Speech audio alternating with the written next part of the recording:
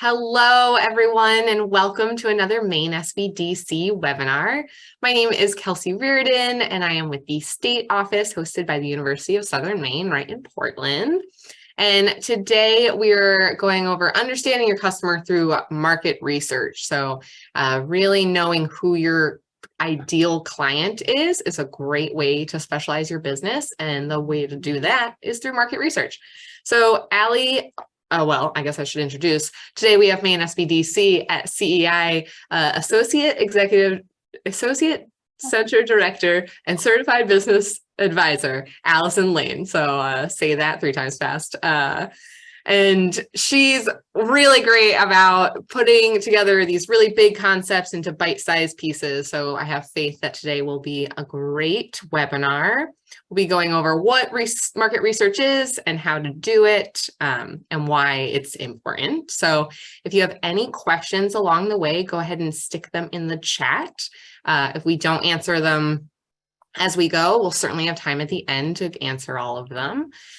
I'll also be sending out a follow-up email this afternoon that includes the slides as well as the link to the recording and all of our contact information. So if you have additional questions in the future, feel free to respond to any of those emails and they'll all end up in the same place, but Allie's contact information will be in that as well. Lastly, if you're not familiar with the Maine SBDC, we are the Small Business Development Centers and we are a national program. So each state has centers and each center has advisors. And so we provide confidential, no-cost business advising. So if generally we can answer all your small business questions, and if we can't, we can find somebody who can. So we can't give legal or accounting advice, but we could certainly connect you with some lawyers and some accountants and get you the answers that you're looking for. So if you're not already set up with a business advisor, there's a big orange button on our website that says request advising, and that's the fastest way to get into our system. So the link to request advising will also be in my follow-up email, so you don't have to go digging for it. Like I said, if you have any questions, stick them in the chat, but otherwise I think we're ready to get started. So I'll pass it over to Allie. Thanks, Kelsey, and thank you guys for joining me today.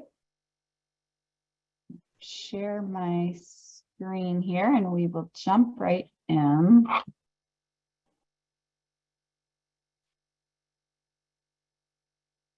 All right, so as Kelsey said, this is understanding your customer through market research. We're going to talk through why doing market research, what even is market research, how to do it, some best practices and tips and tricks.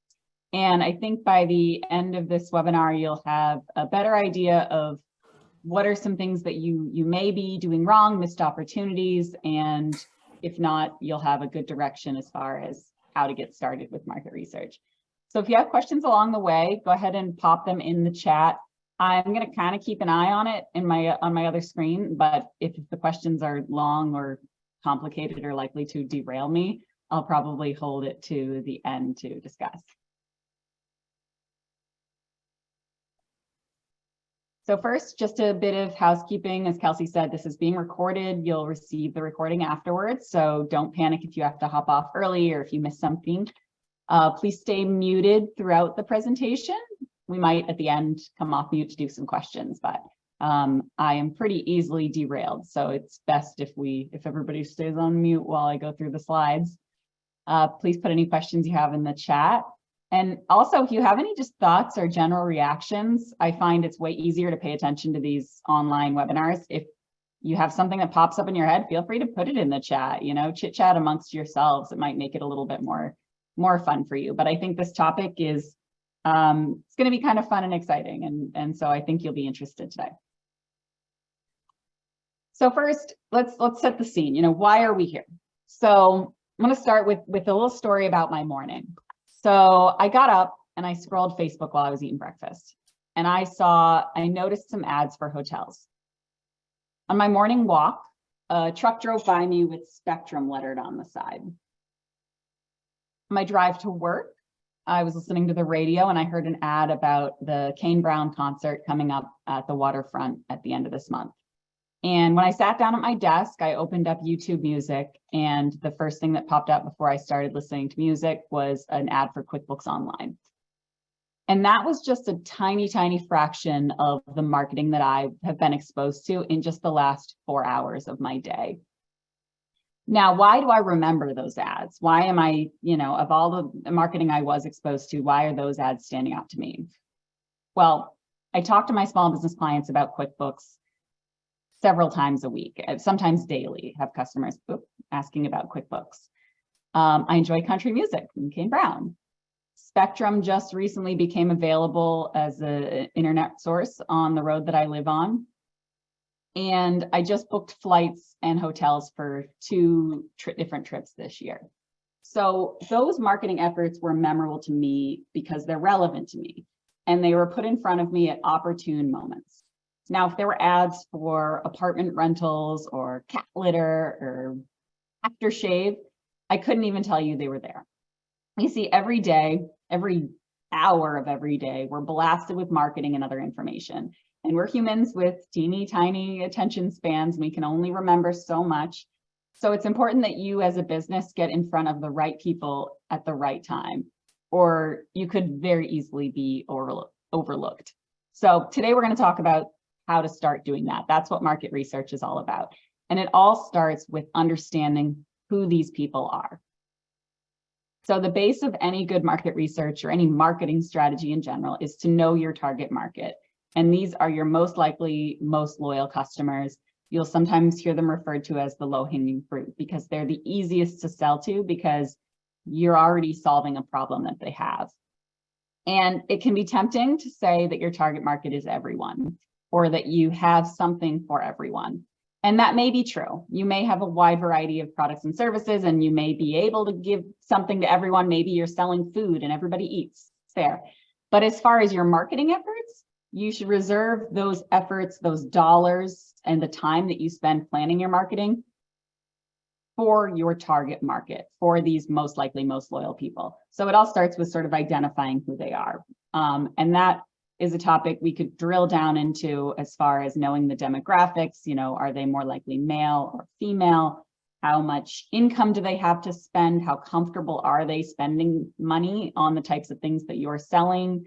What are some of their habits? So we'll talk a little bit about that in a minute, but it really is a much deeper topic.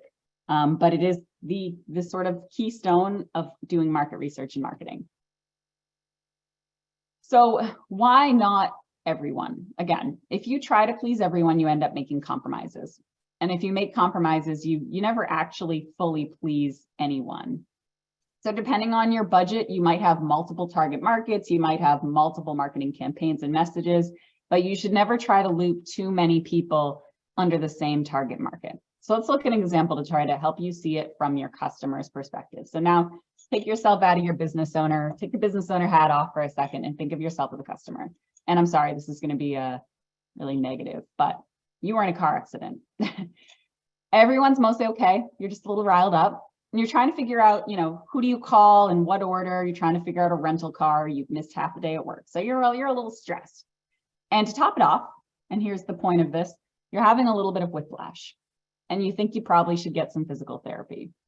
Let's just say you don't need a referral and you're seeking direct access. Just go with me on this one. Which of these companies are you likely to call to get help with your whiplash? A, B, or C? So kind of think about it for just a second. Which one of those 3 are you likely to call for your whiplash? So if this exercise goes as I planned in your head, you may be saying C.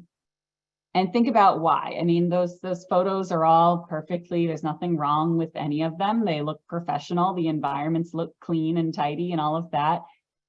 But C is speaking to you because your neck hurts and they're dealing with a neck issue. What if you were a senior citizen recovering from surgery? A might look appealing.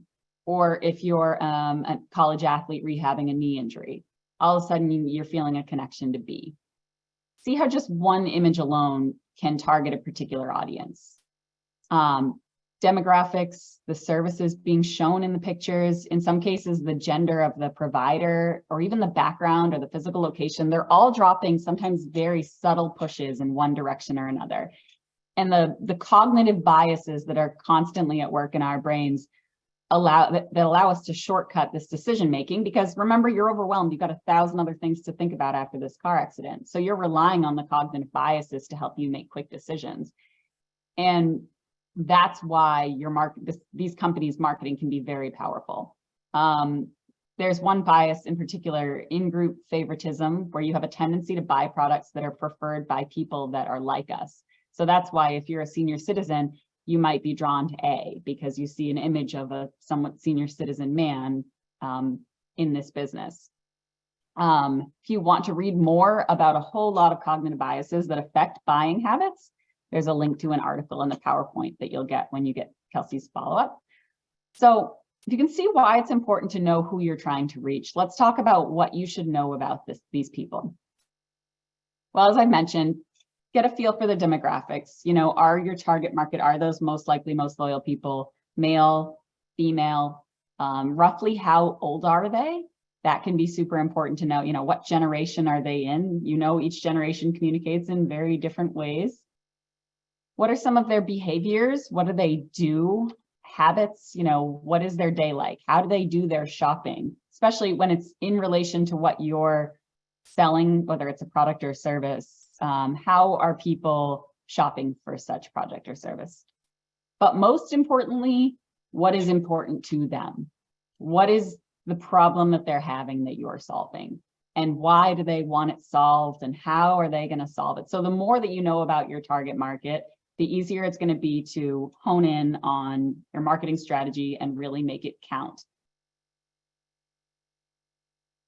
So what's the point of market research, and how is this tied to the target market? So market research is how you help figure out who your target market is. So if you're sitting here saying, well, I don't know, am I selling is it male? Is it female? Are they old? Are they young?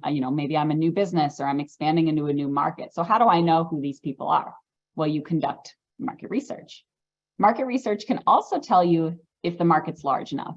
And there may be enough people that can theoretically buy what you're offering, but the key is, are there enough people who want what you're selling badly enough and not enough other options for them to purchase? So not enough other competition in the market or other alternatives. Are your assumptions about the market correct? So sometimes it's tempting to think, well, I think this is a great idea, and if I build it, they will come.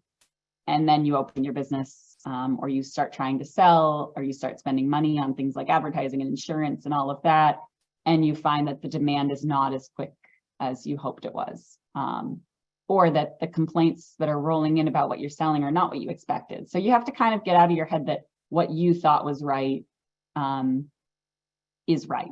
And that's what market research is all about, is getting past those assumptions.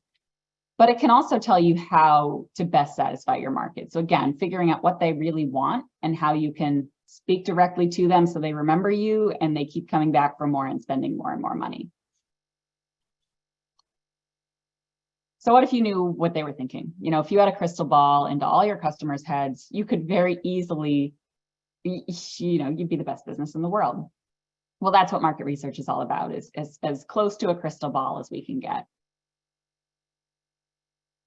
It allows you to make sure that what you're selling that your business model is feasible. To drill down a little bit more, it allows you to save money so that you're not buying a ton of inventory and only selling your most popular products.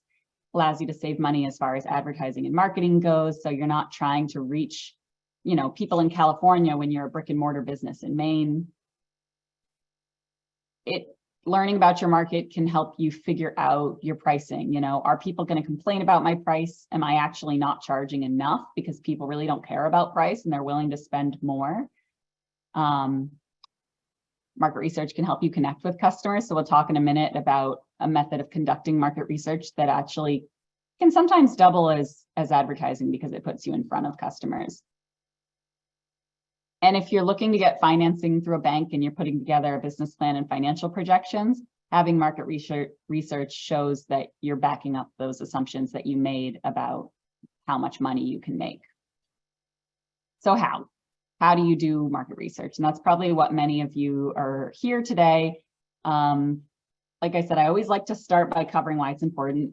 So you know why to do what I'm about to suggest you do, but also the big key is knowing the market and don't jump right into how you're going to put out your marketing. You really have to know who you're speaking to. So how do you conduct market research?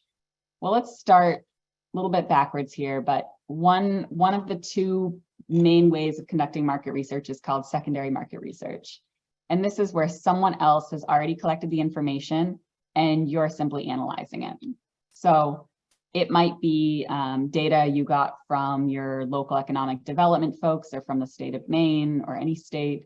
Might be, Google searches on the internet about your market, might be magazines, journals, databases.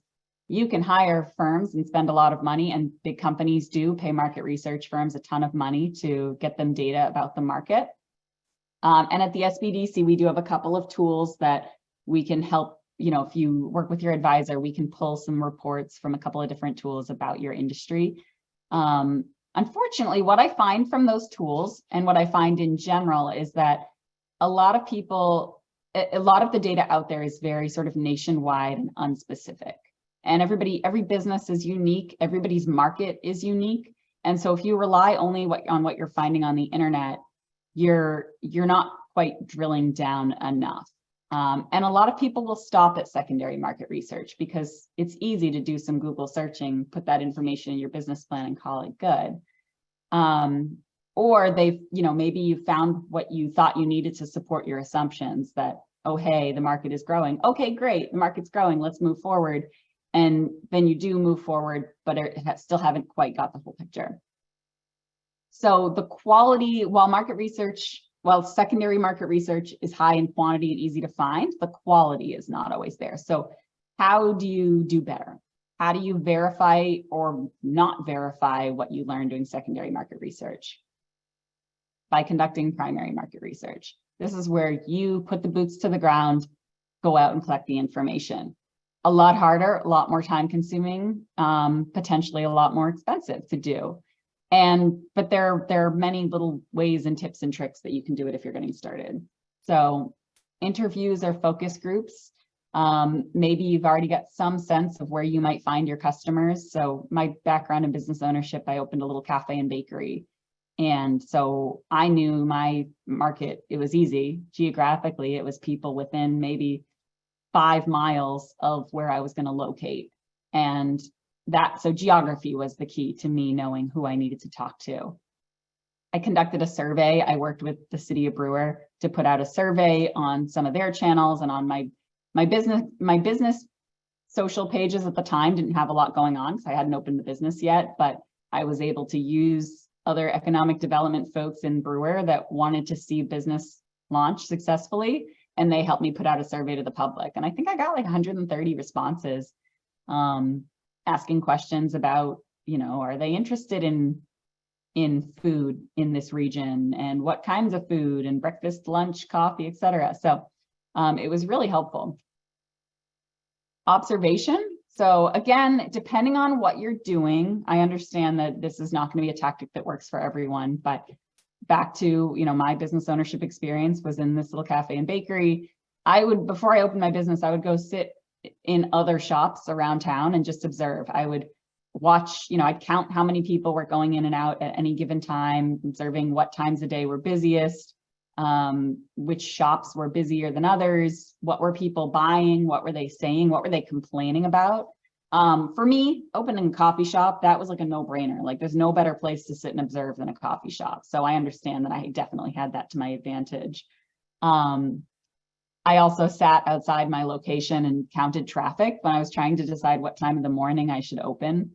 I ended up, I sat there between like 4:30 and 7 on some different days of the week and on some weekends to figure out how busy the road was, and ultimately decided that 6:30 a.m. was the perfect time to open because that was just when it started to start to pick up. So that, again, a method that worked for me. Something that works for just about everyone that is a little bit less cumbersome than physically observing, but reading reviews. So looking at your competitors and reading their reviews on Google or Facebook or Yelp. It can be really fun to read public reviews too. So you can really go down that rabbit hole and spend a lot of time with it. But I used to like to look for common complaints. So not the one-offs, but the things that, okay, you know, I'm looking at coffee shop reviews and everybody, you know, the most common complaints I'm seeing are that it's dirty or that it's, you know, they take too long to make your coffee. Now, I was also able to align what I was reading in reviews with some of my survey answers. So I'd found that cleanliness was one of the things that the public said was most important to them in a restaurant. So there was some pairing. I was starting to build on what I'd learned and verify it too. And just talking to local resources, you know, again, if you're a physical shop, talk to your neighbors. If you're not a physical shop, if you're e-commerce, you know, talking to some different industry groups within the state. If your market is Maine based, you know, try to keep your primary research to Maine because Maine tends to be a little bit behind the curve. So you may find a ton of research online, secondary research about California and Texas and Florida, but Maine is a very different animal. So the more time that you can invest going out and talking to customers and asking them general questions to really find out what they want, the more you can tailor your offerings to what they want. So some general rules of thumb about how to do research. It seems obvious to be objective, but don't overestimate your ability to be objective. Even if it's, you know, the questions that you're asking, make sure you're not asking them in a leading way, that you're looking to just verify what you think you already know. And really listen to the answers with an open mind. So it really comes down to forget everything that you're planning to do for a minute as you're researching and understand what is it that people want. And here's the balance, you know, as you're researching, you want to try to cast a wide net. But when the time comes to start marketing and selling, you want to be more targeted so that you're talking directly to those people, as I spoke about earlier in the webinar. So as far as casting a wide net goes, it can be expensive, obviously. So you may have to make some basic assumptions. Like when I opened my coffee shop, I assumed that my market was, you know, Bangor, Brewer, Orrington. Like I picked the cities around and I made that assumption. I assumed that people weren't going to drive from Augusta to Brewer, you know, an hour drive for coffee. So I did make an assumption. So sometimes you can only afford to do so much market research. So you have to make some assumptions. But I drew the line and I said, okay, I'm going to assume that it's a 5-mile radius. But then from there, I'm going to ask questions that are very broad and open-ended to know what those people want. So some best practices, balance your local and national data. So again, depending on where you're selling, and sometimes these webinars are really hard to do because I understand that all of you in the room may be selling different products, different services, different methods. So I have to keep this very broad, but this is really just meant to be a taste. And then if you want to dig in more in a one-on-one advising session with myself or another advisor, we're happy to do that with you. But I'm hoping, you know, you're all savvy business owners. You can take this information, you can discard the things that really aren't relevant to you at all, and then you can latch on to the things that you know you need to work on. So anyway, again, depending on where you're selling, balance the data that you're getting, both local and national. Just take note if you are being biased or if the method of collecting data is biased, note it, you know, and recognize that, oh, okay, well, I did limit my search radius to Bangor Brewer. So I understand that I may be missing an opportunity if there is a market outside of that radius that I'm researching. As far as secondary resources, you know, double check. Obviously, the internet is full of misinformation. So double check, verify. If you find some good information, you know, verify it on a second site, make sure that the sources that you're using are credible. And if you're doing primary research, which hopefully I've convinced you to do some of that after this, respect privacy and legality. So make sure, you know, if you say a survey is anonymous, make sure that you're taking measures to keep it that way. If you're conducting interviews, same, you know, respect privacy. But also don't be afraid to ask people their opinions. People love to share opinions, especially on social media. So take advantage of that in your business and ask for them. And sort of the last general thing to do as you're doing market research will be to track your results. So don't just kind of mentally take a tally of what you found. Put it on paper. You know, if it's something you can measure in numbers, great. So I remember asking for some like dollar amounts. You know, in my survey, I said, on average in a week, how many times do you buy coffee out, or how much do you spend on coffee? And so I started to collect some numbers, so that I wasn't just relying on my own mental memories. I mean, you're starting a business or expanding your business, you got a lot going on, so don't trust your memory. Analyze the results. You know, what is it they're telling you? Realize that some things don't matter. You know, I personally get really annoyed when I look at secondary market research online and they're like, oh, well, you know, if I'm trying to research for my coffee shop and they're like, well, the coffee industry in the United States is $6.2 billion. What does that tell me? It tells me nothing. So recognize that a lot of that secondary research, if it's not telling you something, drop it, discard it. Also, don't put it in your business plan. The bank doesn't care about that. Keep an eye out for skews in the data. So again, sort of watching the credibility. If you're doing a survey and you've only put it out to your friends and they know you, realize that the data could be skewed because they already know you and trust you. So making sure that your market is unobstructed and that the data that you're collecting is not skewed or biased. It's just something to keep an eye on. And again, we're happy in a one-on-one session to help dig in and say, okay, well, you know, let me look at what you've put together for a survey and let you know from a different perspective if I think it's biased.